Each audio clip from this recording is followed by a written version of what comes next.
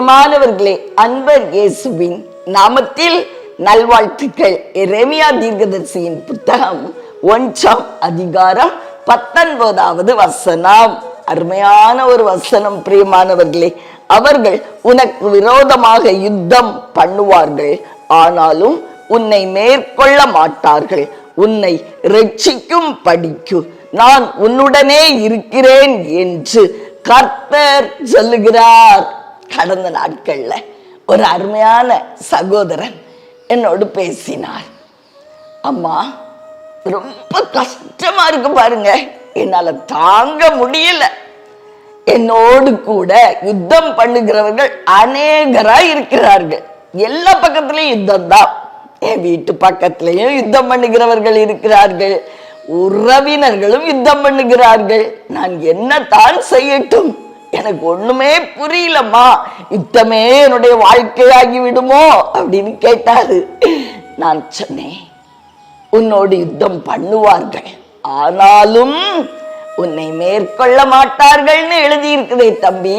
கவலைப்படாதீங்க, கவலைப்படாதீங்க. நிச்சயமாய் நம்மை அவர்கள் மேற்கொள்ள முடியாது. நம்மை ரட்சிக்கும் படிக்கு நம்ம தன்னுடைய சொந்த ரத்தத்தால மீட்டு கொண்ட நம்ம அப்பா நம்ம கூடவே இருக்கிறார்.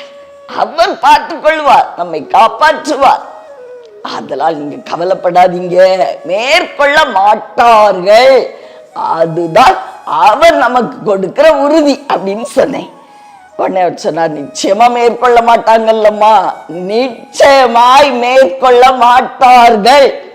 அதுதான் வார்த்தை. பிரியமானவர்களே, நீங்களும் கூட அநேக எதிரிகளால கஷ்டப்படுறீங்களா? தாவீதும் கூட அப்படித்தான் கஷ்டப்பட்டார். அவருடைய தலை மயிரை பார்க்கிலும் அதிகமான எதிரிகள் அவருடைய வாழ்விலே இடைப்பட்டார்கள் அல்லவா? பிரியமானவர்களே, நிச்சயமாய் அந்த எதிரிகள் அவர்கள் செய்கிற சூழ்ச்சிகளிலோ தந்திரங்களிலோ விரிக்கிற வலையிலோ எந்த ஒரு பகுதியில உங்களுக்கு தீமை செய்தாலும் அது ஜெயமாய் இருக்க முடியாது. பிரியமானவர்களே, அதை நிச்சயித்துக் கொள்ளுங்கள்.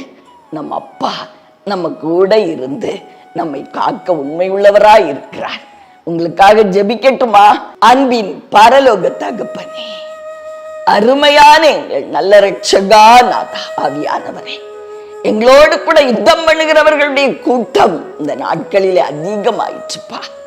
எங்கு பார்த்தாலும் யுத்தம், எங்கு போனாலும் யுத்தம், வேலை ஸ்தலங்களிலே யுத்தம், குடும்பங்களிலே யுத்தம். நாதா சுவாமிப்பா, உம்முடைய பிள்ளைகளுக்கு விரோதமா யுத்தம் பண்ணுகிறவர்கள் உம்முடைய பிள்ளைகளை ஜெயிக்கவே மாட்டாங்கன்னு நீங்க எழுதி வச்சிருக்கீங்க ராஜா. அந்த வார்த்தையை மட்டும் தான் நாங்கள் நம்புவோம் அப்பா. பொல்லாத பிசாசும் கூட எங்களை ஜெயிக்க முடியாது நாதா. அவனுடைய யுத்தங்கள் எல்லாம் தோல்வியில் தான் முடியும்.